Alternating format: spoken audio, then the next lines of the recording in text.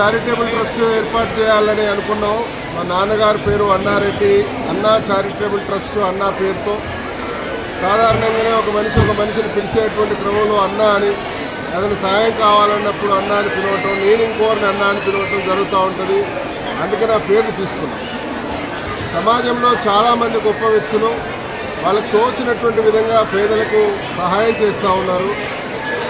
అదేవిధంగా అదే పండాలో పోకుండా గౌరవ కీర్తిశేషులు రాజశేఖర రెడ్డి గారు అప్పుడు టీటీడీ తరఫున లక్షలాది మంది వేలాది జంటలకు పెళ్లిళ్ళు చేశారు. ఆ పండాలో నేను ఎందుకు పోకూడదు, ఆ రకంగా నేను ఎందుకు పేద కుటుంబాల్లో ఉన్నటువంటి పిల్లలకి పెళ్లిళ్ళు ఎందుకు చేయకూడదు అని చెప్పి ఒక నిర్ణయం తీసుకున్నా.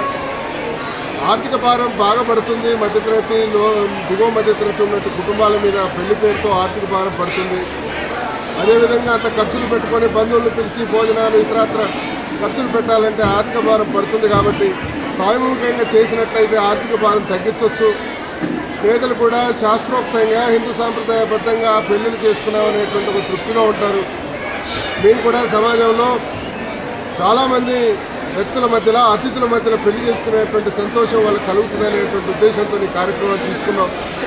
పతి కృష్ణారెడ్డి అనేటువంటి నేను నా కాళ్ళు 4 అడుగులు వేసేంత ఓపుకున్నంత వరకు, నా ఒంటిలో ప్రాణం ఉన్నంత వరకు ప్రతి మాఘమాసంలో ఎంతమంది అయితే అంతమందికి, వీలైనంత మందికి భగవంతుడు నాకు ఇచ్చినటువంటి శక్తి మేరకు వీలైనంత వరకు ఇటువంటి వివాహాలు చేస్తూ పోతానని, దానికోసం ప్రజలు, ఆ తర్వాత నా బంధుమిత్రులు, నా శ్రేయోభిలాషులు, పాత్రికేయ మిత్రులందరూ నాకు సహకరించాల్సిందిగా పేరున విజ్ఞప్తి చేస్తున్నాను.